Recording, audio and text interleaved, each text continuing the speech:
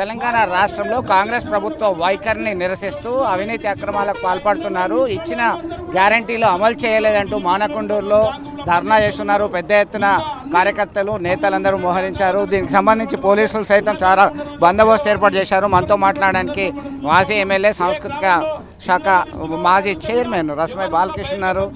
రస్మై గారు నమస్తే, చెప్పండి ఏంటి అసలు ఎందుకు చేస్తున్నారు ప్రోగ్రాము? ముఖ్యంగా మీరు అందరు కూడా చూస్తూ ఉన్నారు, కాంగ్రెస్ ప్రభుత్వము నిరుపేదలందరికీ ఇల్లు ఇస్తాం. 6 గ్యారంటీలలో ఒక గ్యారంటీ నిరుపేదలైనటువంటి ప్రతి వాళ్లకు ఇల్లు కట్టిస్తాం కాబట్టి మాకు అవకాశం అని చెప్పేసి వచ్చి 18 నెలలు అవుతా ఉన్నది.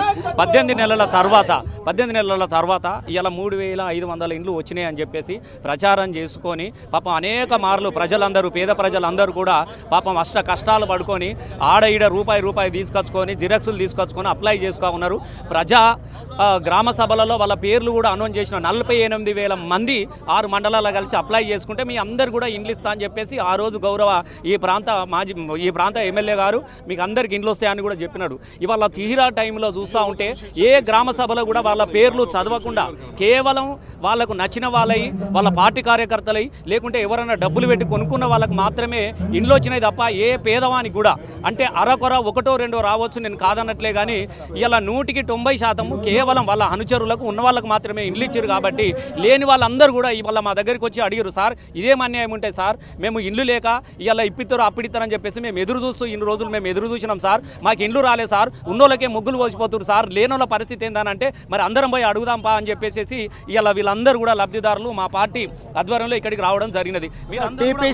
టీపీసీసీ రాష్ట్ర అధ్యక్షుడు మహేష్ కుమార్ గౌడ్ ఒక స్పష్టమైనటువంటి కామెంట్ చేయడం జరిగింది. నా భూతో నా భవిష్యత్, ఇది బంగారు పాలన, ఇది సువర్ణ పాలన అని చెప్పి ఆయన అంటున్నారు.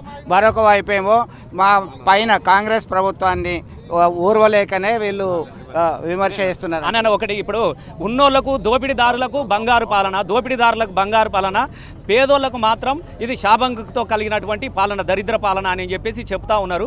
నేను ఒకటే చెప్తా ఉన్నాం, మేము విమర్శను కాదు, ఇంకా 3 సంవత్సరాలు నీకు ఉన్నది, దీనికి సమాధానం చెప్పమని వచ్చిన లేనోళ్ళకి ఈమని చెప్పేసి మేము ఇక్కడ కూర్చో ఉంటే ఇలా వాళ్ళ అనుచరులను ఎవడైతే దోపిడీ చేసిరో మా దోపిడీ గురించి ఎక్కడ మాట్లాడుతారో అని చెప్పేసి కూర్చుండబెట్టి ఇలా మీరు అందరు కూడా చూస్తూ ఉన్నారు. గది వాళ్ళ పాలన. ఇంతమంది పోలీసులు ఎందుకు వచ్చారు ఏంటి అసలు? వాళ్ళందరూ ఇళ్ళ కోసం వచ్చినారు. వాళ్ళందరూ పోలీసులు ఎందుకు, మేము ఇవ్వలేం కాదు, వాళ్ళంతా వాళ్ళు వచ్చారు, వాళ్ళే మమ్మల్ని తీసుకొచ్చారు. మా తరపున మీరు అడగండి. మొత్తం మీద ప్రభుత్వ వైఖరిని నిరసిస్తూ ప్రజల పక్షాన పోరాటం చేయడానికి సిద్ధంగా ఉన్నామని చెప్పి వారు స్పష్టం చేస్తున్నటువంటి పరిస్థితి. ఒక టెన్సివ్ సిచ్యువేషన్ అయితే ఇక్కడ ఏర్పడింది. వీడియో జర్నలిస్ట్ సుమంత్తో కలిసి చంద్రశేఖర్, RTV, మానకొండూరు నుంచి. ఇండియా పాకిస్తాన్ ఉద్రిక్తతలపై లేటెస్ట్ అప్డేట్స్ కోసం డౌన్లోడ్ చేసుకోండి RTV లైవ్ యాప్.